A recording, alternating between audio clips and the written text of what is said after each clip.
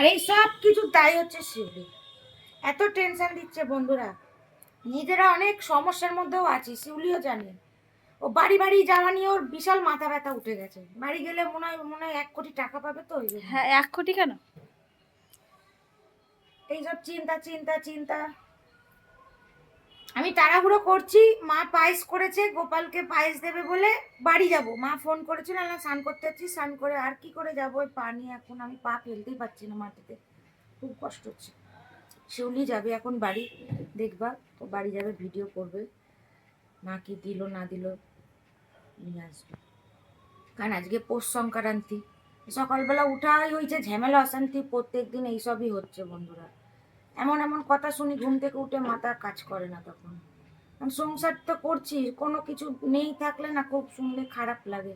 কারণ আমি বলো, শিউলি বলো, মন্দিরা বলো, অনেক কষ্ট করেই কিন্তু আজকে আমরা সবাই মিলে এই জায়গাটা দাঁড়ানো।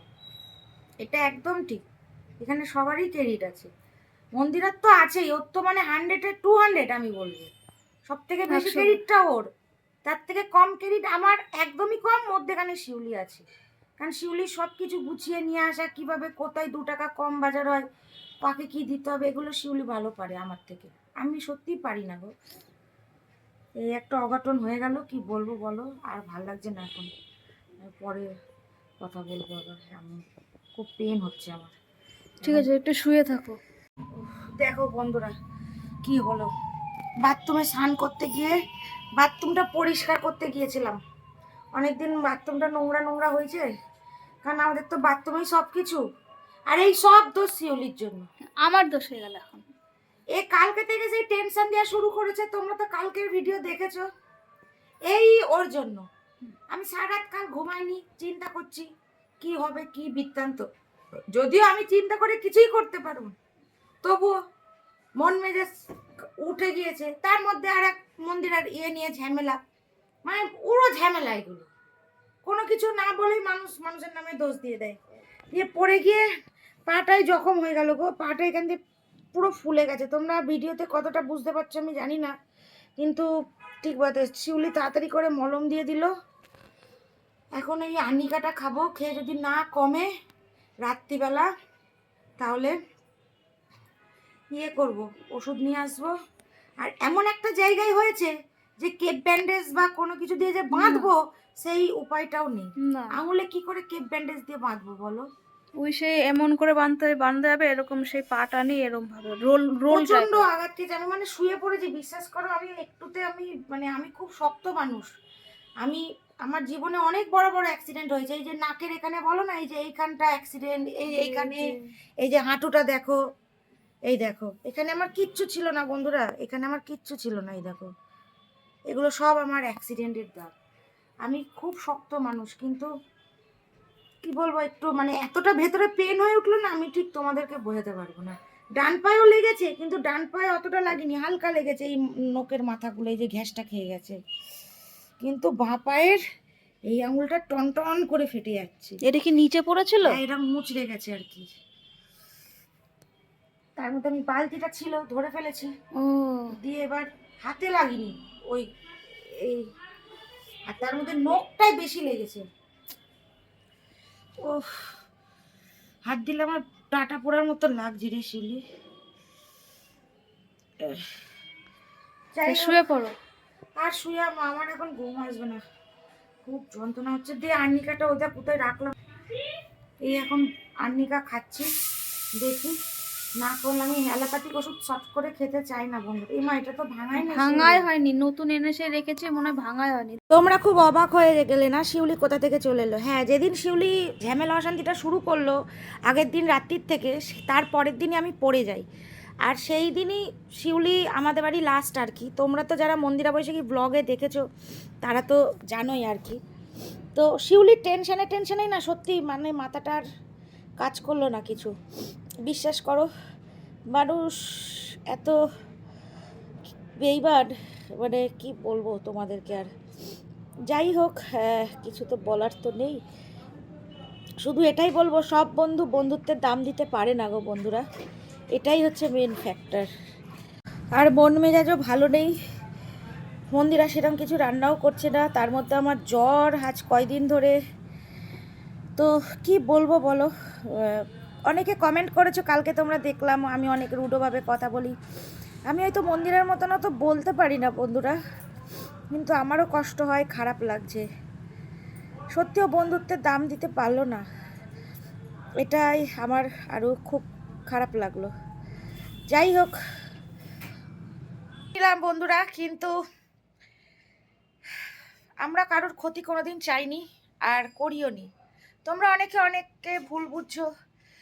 শিউলির পাড়াতে তো পুরো রটে গেছে যে মন্দিরা বৈশাখী ওকে তাড়িয়ে দিয়েছে। যাই হোক, জানি না শিউলি কি প্রোটেস্ট করছে, তবে আমার কানে খবর এসছে যে মন্দিরা বৈশাখী নাকি ওকে তাড়িয়ে দিয়েছে, ওর পাড়াতে এটা রটেছে।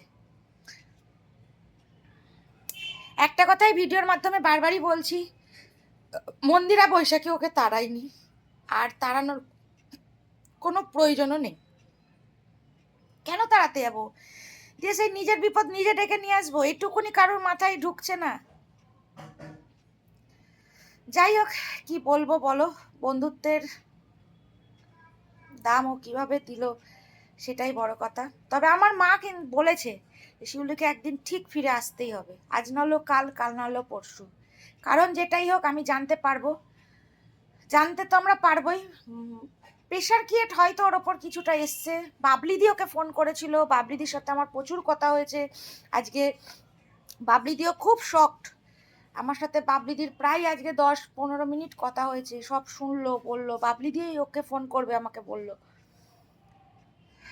তাহলে এবার তোমরাই বলো, যারা বলছো নাটক, ভিউজ, হ্যাডা ভ্যাডা, দরকার নেই। যেরকম আমরা দেখো আমাদের ডেলি লাইফস্টাইল ব্লগ যাই, ঠাকুরের আশীর্বাদে তোমরা যারা আমাদের ভালোবেসে প্রতিদিন ভিডিও দেখো, আমাদের ভিউজের যেটুকুনি তোমরা দেখো ওটাই আমাদের কাছে অনেক বড় পাওয়া, সত্যি কথা বলতে। কারণ আজকে বাবলিদি যেখানে ইনভলভ হয়ে গেল, আমাকে বললো শিউলিকে ফোন করব, আমি কি বললো না বললো পরে জানাবো বৈশাখী তোমাকে। তাহলে ঠিক আছে দিদি, তুমি ফোন করো অবশ্যই। নাম্বার নিল শিউলির। তো দেখা যাক কি হয় না হয়, সবটাই তোমাদের সাথে শেয়ার তো অবশ্যই করব। যেটা বলছিলাম যে তোর পাশে আমরা সবসময় ছিলাম, আছি, থাকবো। সবসময় ভগবানের কাছে প্রার্থনা করি তিনি যেন তোকে ভালো রাখেন, সুস্থ রাখেন, তোর ফ্যামিলিকে ভালো রাখে। তুই যেটা ভালো বুঝিস সেটা করবি। যদি কোনো সময় মনে হয় যে আমাদেরকে দরকার, তাহলে সেটা জানাস অবশ্যই। সবসময় তোর জন্য বারবারই বলছি আমাদের দরজা খোলা, এটাই বলবো। খুব কষ্ট হচ্ছে, কিন্তু বোঝাতে পারবো না, এই কষ্টের কোনো মলম নেই বন্ধুরা, সত্যি এই কষ্টের কোনো মলম নেই, বোঝাতে পারবো না। দিন হয়তো চলে যাচ্ছে এটা ঠিক, কিন্তু কোথাও থমকে আছি, সব কিছু যেন মনে হচ্ছে কিরকম ফাঁকা ফাঁকা লাগছে। আর ও থাকলে সবসময় হই হুল্লার, হ্যাডা ব্যাডা, চিল্লা মিলিয়ে এই সেই হ্যাডা ব্যাডা সবসময় চলতেই, শিউলি এটা কেন, ওটা কেন, সেই কেন। ও চিল্লাতো, ও চিল্লাতো, আমিও আবার আমরা চিল্লাচ্ছি। বলতাম এই চ তাড়াতাড়ি রেডি হ, বেরোবো। কোথাও যেতে না চাইলে জোর করে নিয়ে যাওয়া, কেন যাবি না, আমরা তিনজনা, তিন মূর্তি। এই জামাটা পর, ওই বন্ধুরা, জামাটা পর।